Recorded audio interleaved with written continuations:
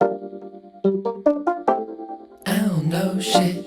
I don't know. I don't know shit. Coley, go ask Preacher Man. I don't know shit. He says he knows. Yeah, I don't know shit. Go ask Mr. Politician. I don't know shit. He says he knows. But me? Yeah, I don't know shit. Coley here, New Revolutionary. Today I want to talk a little bit about existence and our relation to space and time, right? So, down here on Earth, living our day-to-day life, we can align our allegiance with the human condition, and the whole thing seems like a tragedy. You know, life existing, you're born just to have pain and then die, and we all have this gap in us and this soul, and we can feel pain and suffering and lose everything that matters to us, and overall the whole thing seems like a tragedy if just viewed through the lens of the human condition. Or we can view it through the lens of the unknown truth, which makes it look like a comedy. It's a blissful, beautiful poem that you get one of and then it's over. So then what do you do to rectify these things? Because, you know, you want to be a great human being and do well by others and appreciate your own life and value it and give it meaning. But that same meaning can hurt you if not dosed with a sense of humility that our life is a burp. It's a fart. It's like we're here and then we're gone. You know, what seems like a long life to us is very short in, you know, space and time.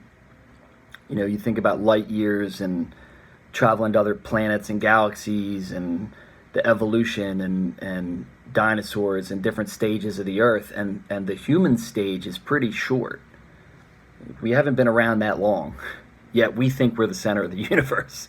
We think everything revolves around us and what we do on Instagram and the newest thing that bothers us, and can you believe he said that or she said that, and but like, if we take a second to just think about our existence in relation to the cosmic existence, it's like we are fucking minuscule in that grand scheme. So does that make us become nihilists and go, my life doesn't matter? No, I think we get to a point where everything matters. We get our souls in tune with our purpose, that is our alignment with the universal soul and universal purpose, and play out our part of the poem until it's done. And that's all we can do, really. And that's beautiful. We each play our part in this cosmic play. Some have big parts, some have small parts, but who's to say, right? We're all real pretty small in the grand scheme of things. And how that plays out will determine the poetry of mankind. If we all honor that poetry, what man creates and builds will be beautiful.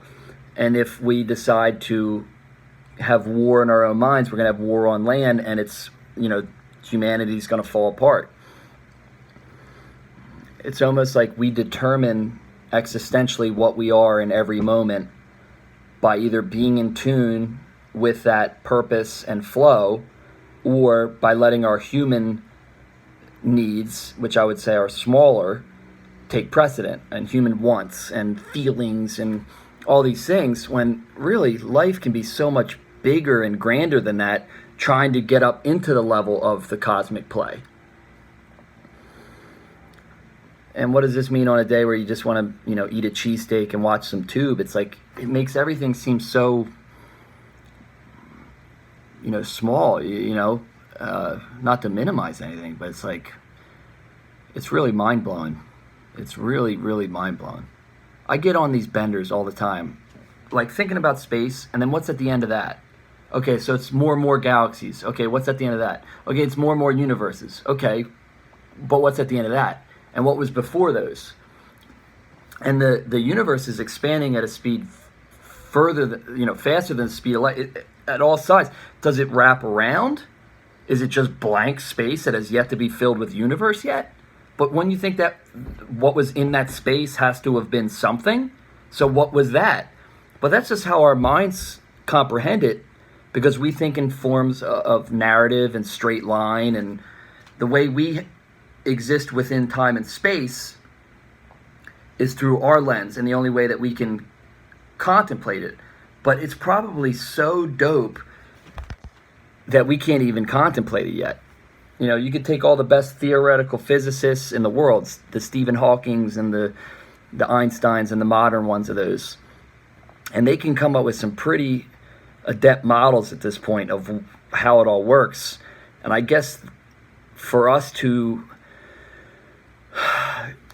break free of our human failings, we have to operate more as understanding of those forces and become our own God, in that we are following God's plan. Like, I feel like it's so beautiful, it's so complicated and intricate, yet there's a faith a lot of us have in tune with that you just know. You can't prove it, you can't whatever. And it just seems like there has to be intelligent design to me. Like, it just seems like there has to be intelligent design. It's too aligned and too beautiful and poetic to just be random chaos. There's something that we can't understand or fathom. And if you're saying no, there's no God, I'm an atheist, you're almost more religious than the most religious person, because you're saying I know, and this is it. I know that there's no religion. Well, if you're saying that, you're almost religious, because you're dogmatically adhering to that. The only honest opinion you could have on it is just that you don't know, and you have faith and attunement. And, from that place, what do we do? What do we do? What do we do with that?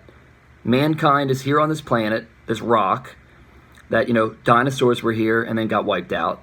There's plenty of things that could wipe us out, our own doing or other things. So, one, we have to take better care of Eden, where we're at, to sustain it and make it more sturdy to continue on regardless of what occurs. And two, we got to get off this planet into other planets. I mean, eventually we're going to need to find other Edens, because the news cycle will be outside what happens on Earth. It'll be what's happening in space. Oh, there's a comet coming on Tuesday. It's like that shit will happen when you look at in terms of thousands of years, millions of years. We've only been here a pretty short period. We do eventually have to expand into space if we want to continue the species.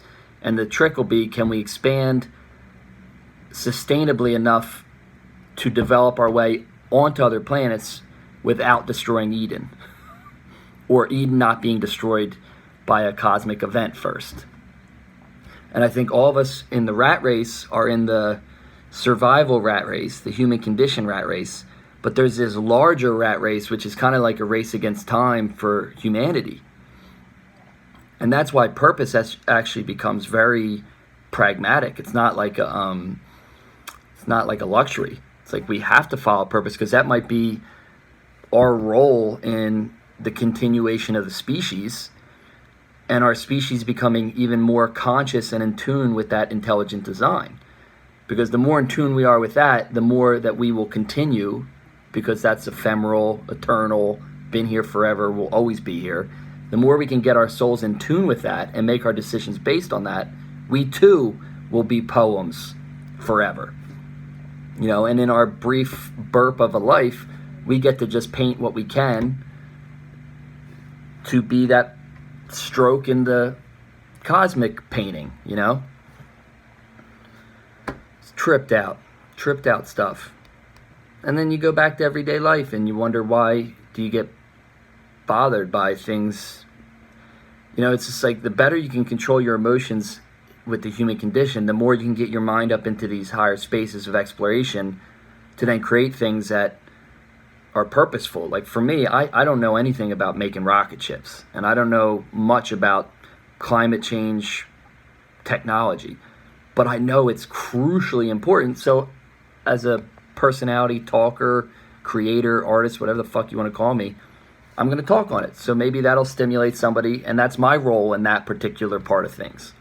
And maybe your role is to take great care of your family so that person rises up and does their one part in the cosmic play. I mean, we all have a role to play in this thing.